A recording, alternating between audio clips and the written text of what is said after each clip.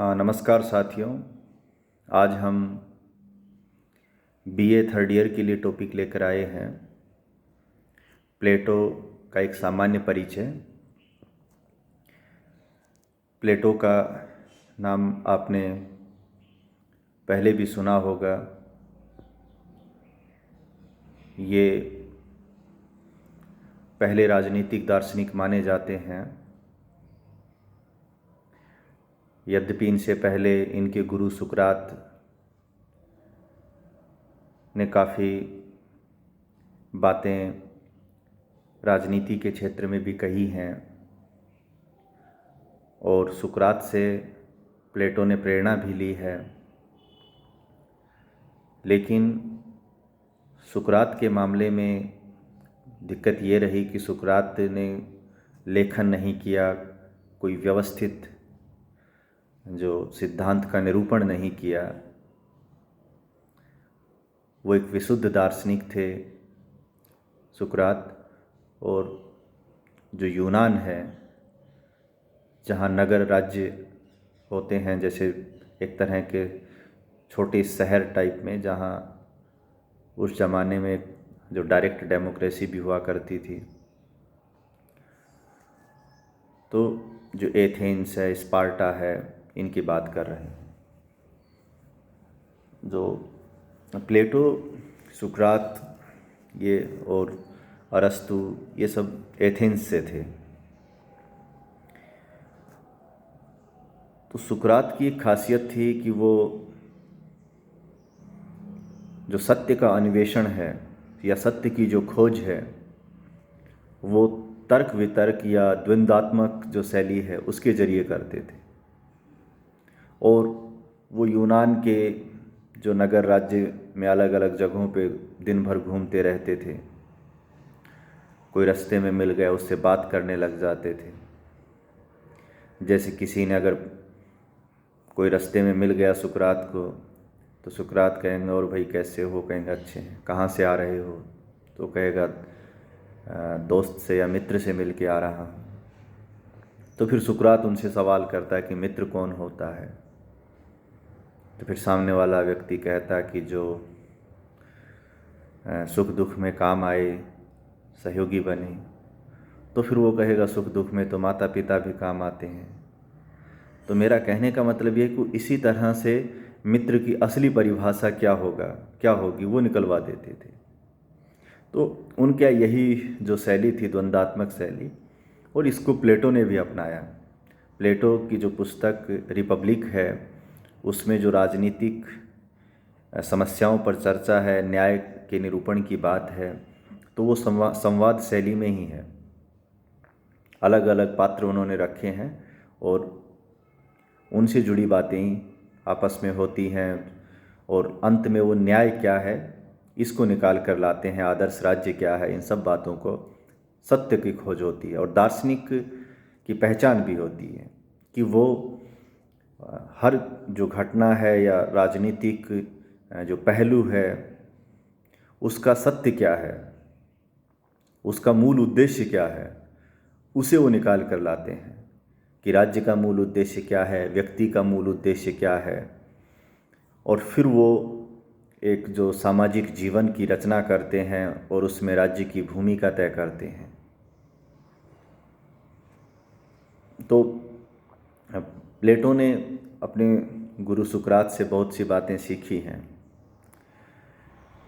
प्लेटो जब यूनान में अपनी यौवन अवस्था के दौर में था, तो उसने एक चीज़ महसूस की कि वहाँ जो लोकतांत्रिक शासन था वो काफ़ी समस्याओं से ग्रस्त था, या उसमें बहुत सी बुराइयां थी। और उसमें जो लोग थे, उन्हें ना तो ये मालूम था कि राजनीति की बुनियादी बातें क्या हैं, राजनीति का उद्देश्य क्या है, राज्य का उद्देश्य क्या है, समाज के आदर्श क्या हैं। यानी कि उनमें जो नैतिक स्तर है वो बेहद कमज़ोर था और वो लोग भ्रष्ट हो गए थे। अपने विरोध की जो आवाज़ें थे उन्हें दबा रहे थे।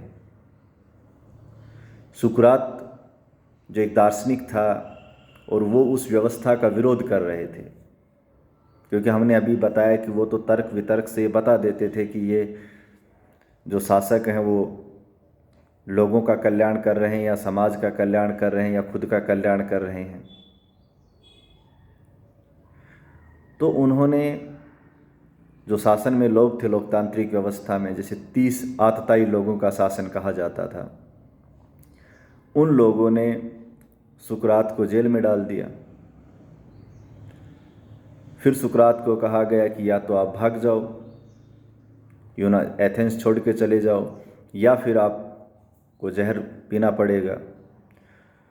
तो सुकरात ने जहर पिया और सुकरात की मौत हो जाती है।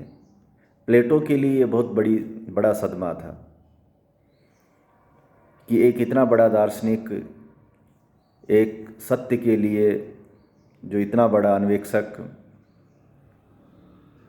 को इस दुनिया से विदा कर दिया जाता है। तो प्लेटो के दिमाग में बहुत सी झंझावत आए और उसे लगा कि असल में शासन कैसा होना चाहिए, राज्य कैसा होना चाहिए। तो इन सब बातों पर उन्होंने विमर्श किया, अपने खुद से किया। तब उन्होंने एक बात कही कि भाई, जब हम बीमार होते हैं तो हम एक अच्छे डॉक्टर के पास जाते हैं। हम अपने जीवन के किसी भी काम के लिए, जैसे हमें घर भी बनवाना है तो हम अच्छे कारीगर की तलाश करते हैं। तो जब हम जीवन के हर क्षेत्र में विशेषज्ञ को चुनते हैं, तो ऐसा क्या है कि हम शासन की बागडोर है वो नौसिखिए लोगों के हाथों में दे देते हैं।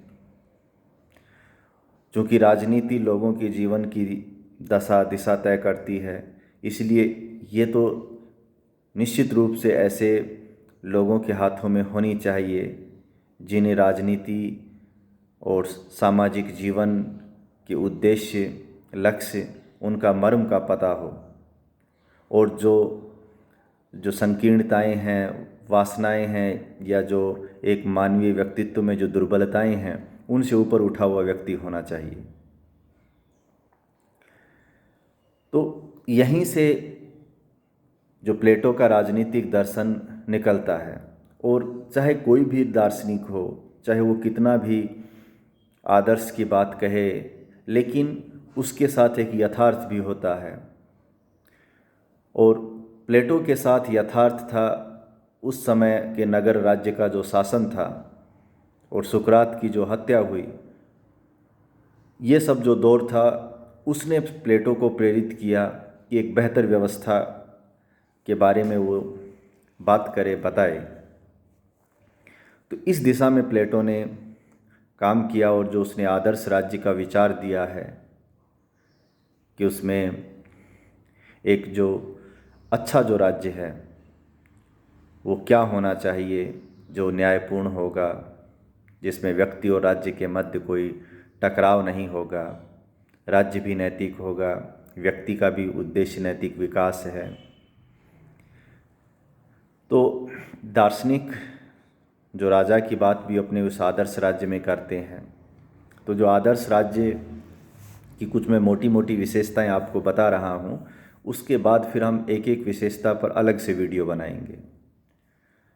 जैसे वो दार्शनिक जो शासन है, राजा है, उसके हाथ में अपने राज्य की बागडोर सौंपते हैं कि भाई, और दार्शनिक जो राजा बनेगा, फिलोसफर किंग जो है, उसके भी निर्माण की अपनी एक प्रोसेस है। उसकी एजुकेशन के जरिए उसे इतना योग्य बनाया जाएगा कि वो अपनी जो अंदर की जो दुर्बलताएं हैं उनसे मुक्त होगा, और एक पूर्ण नैतिक व्यक्ति की श्रेणी में हम कह सकते हैं कि वो आ जाएगा। और उसके बाद फिर उसके जो फैसले हैं वो समाज के, राज्य के हित में होंगे। इसीलिए जो प्लेटो है वो कानून के शासन की बात नहीं करता है, और वो अपने दार्शनिक राजा को किसी कानून के बंधन में भी नहीं बांधता है। प्लेटो ये मानता है कि उसका जो दार्शनिक राजा है वो इतना सर्वगुण संपन्न है कि वो जो फैसले लेगा जिस किसी भी परिस्थितियों में, तो उसके फैसले सही होंगे, राग द्वेष से परे होंगे और ज़्यादा यथार्थ परक होंगे। इसलिए वो अपने जो फिलोसफर किंग पर आंख बंद करके भरोसा करता है। और हमने बताया कि भाई दार्शनिक राजा के निर्माण के लिए वो दो रास्ते अपनाता है। एक तो उसकी जो आंतरिक पवित्रता के लिए या उसके नैतिक विकास के लिए शिक्षा का जरिया करता है, कि अलग अलग स्टेप से उसको शिक्षा देता है, दर्शन शास्त्र की भी, ज्यामिति की भी, गणित की भी, साहित्य संगीत, सब उसको एजुकेशन देकर उसे एक संवेदनशील मर्मज्ञ और एक तरह से राजमर्मज्ञ बना दिया जाता है। दूसरा, उन्होंने एक साम्यवाद की योजना दी है, जिसमें जो संरक्षक वर्ग है, जिसमें दार्शनिक राजा भी आता है और सैनिक वर्ग भी आता है, तो उसके लिए वो साम्यवाद की व्यवस्था करते हैं, जिसमें दार्शनिक जो राजा या संरक्षक वर्ग है उसका अपना कोई परिवार नहीं होगा, उसकी अपनी कोई प्राइवेट प्रॉपर्टी नहीं होगी। ये सब इसलिए किया है कि वो जो दार्शनिक राजा है वो बहके नहीं। यानी कि प्लेटो ने अच्छी शिक्षा देने के बाद भी अपने दार्शनिक राजा को उन बाह्य परिस्थितियों से मुक्त किया है जो एक व्यक्ति को भ्रष्ट होने के लिए बाध्य कर सकती हैं या प्रेरित कर सकती हैं। वो मानता था कि जैसे परिवार होगा तो उस परिवार के प्रति उसकी लालसा होगी और उसके लिए धन जुटाना शुरू कर देगा, भ्रष्ट हो जाना शुरू कर देगा। तो इसलिए उसके लिए निजी संपत्ति भी हटा दी, ये सब किया। तो ये उसके जो दार्शनिक राज्य की एक विशेषता है। फिर वो न्याय की बात करता है जो उसके आदर्श राज्य की आधारशिला है। और न्याय का जो उसका वर्णन है या न्याय के बारे में जो प्लेटो की बात है, वो बहुत कुछ हद तक हमारे जो हिंदू धर्म ग्रंथ हैं उनके विचार से मिलती है। हालांकि ये प्लेटो के चिंतन का बहुत महत्वपूर्ण विचार है, जिस पे हम अलग से भी वीडियो बनाएंगे। तो जैसे हमारे यहाँ जो प्राचीन धर्म ग्रंथ हैं या जो राजनीतिक चिंतन है, उसमें न्याय से अभिप्राय कि व्यक्ति अपने जो धर्म का निर्वहन करे। धर्म का मतलब कर्तव्य परायणता से है। यहाँ धर्म का मतलब किसी पंथ से नहीं है कि हिंदू मुस्लिम सिख, इससे नहीं, कि व्यक्ति अपने कर्तव्य का ठीक से निर्वहन करे, यही उसका धर्म है। तो जो प्लेटो का न्याय है वो बहुत कुछ हद तक इसी विचार से मिलता है।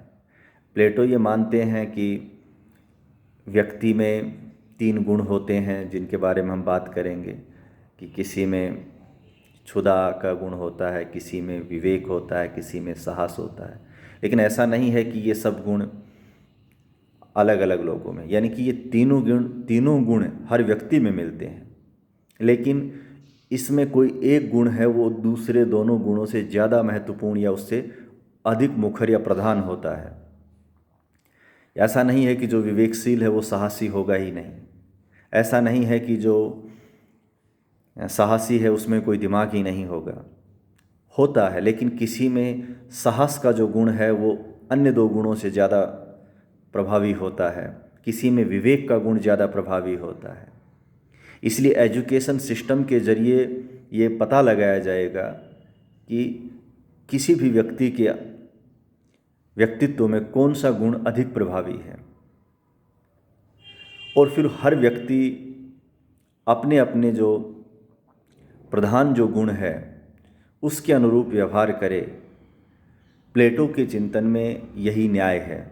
यानी कि अगर किसी में साहस का गुण महत्वपूर्ण है, प्रधान है या ज़्यादा मुखर है, तो फिर उसका काम है कि वो सैनिक के रूप में काम करे, सेवा करे। अगर किसी में विवेक का गुण प्रधान है, तब फिर उसका दायित्व है या उसका जो धर्म है या उसके लिए न्याय यही है कि वो जैसे शासन संचालन में फिलोसफर किंग की दिशा में वो आगे बढ़े, शासन की बागडोर संभाले। और जिसमें क्षुधा यानी कि भूख का गुण है, तो उसके लिए है कि फिर वो उत्पादक वर्ग बन जाए, यानी कि वो जैसे व्यापारी वगैरह या जो किसान जैसे, क्योंकि ये इन लोगों की प्रवृत्ति होती है कि ज़्यादा से ज़्यादा धन संग्रहित करना। और आप दैनिक जीवन में समाज में देखते भी हैं कि बहुत लोग ऐसे हैं जो पैसे को बहुत तवज्जो नहीं देते हैं, कोई ब्याज पे भी नहीं देते हैं लोगों को रुपए। कुछ लोग ऐसे हैं जिनकी पैसे के प्रति बहुत गहरी निष्ठा होती है, उनके दिमाग में ही ब्याज का सूत्र घूमता रहता है। कुछ लोग हैं वो फक्कड़ किस्म के होते हैं, ठीक है दाल रोटी चल रही है, जीवन चल रहा है, संपत्ति के प्रति जो मोह माया है वो उतनी गहरी नहीं होती जितनी कुछ लोगों में होती। तो ये अलग अलग है, कुछ साहसिक होते हैं। तो प्लेटो ने इसी चीज़ को आगे उभारा है और इसी आधार पर उन्होंने समाज में 3 वर्ग भी बनाए हैं, यानी कि जो एक सैनिक वर्ग होगा, जो साहसिक लोगों वाले लोग हैं वो मिलके सैनिक वर्ग बनेगा। शासक वर्ग में विवेकशील लोग आ जाएंगे। उत्पादक वर्ग में जिनमें क्षुधा का गुण, भूख का गुण ज़्यादा बड़ा है, वो उसमें शामिल हो जाएंगे। और प्लेटो जो अपने साम्यवाद की योजना देता है तो उसमें उत्पादक वर्ग को शामिल नहीं करता है। उत्पादक वर्ग परिवार भी रख सकता है, उत्पादक वर्ग अपनी निजी संपत्ति भी जुटा सकता है, लेकिन जो संरक्षक वर्ग है, यानी कि सैनिक वर्ग और शासक वर्ग को एक साझा नाम देते हैं, वो संरक्षक वर्ग। इस वर्ग को उन्होंने साम्यवाद के विचार के साथ रखा है। साम्यवाद का विचार मौजूदा समय में भी प्रचलित रहा है, लेकिन इस साम्यवाद में और प्लेटो के साम्यवाद में भी अंतर है। उस पर भी हम अलग से जब साम्यवाद पर हम जब वीडियो बनाएंगे तो उसमें आपको ये चीज़ें बताएंगे हम। तो प्लेटो के चिंतन में बहुत सी बातें हैं और प्लेटो के चिंतन ने आगे के विचारकों को काफ़ी हद तक प्रभावित भी किया है, रास्ता दिखाया है, राजनीतिक दर्शन को एक नया आयाम दिया है। तो यह हमारे पाठ्यक्रम का हिस्सा है प्लेटो। तो मुझे लगता है कि इस पे अपने को कई वीडियो बनाने पड़ेंगे। तो एक सामान्य परिचय से आज हमने इसकी शुरुआत की है। आगे हम इसके किसी दूसरे पहलू के साथ आपसे मिलेंगे। धन्यवाद।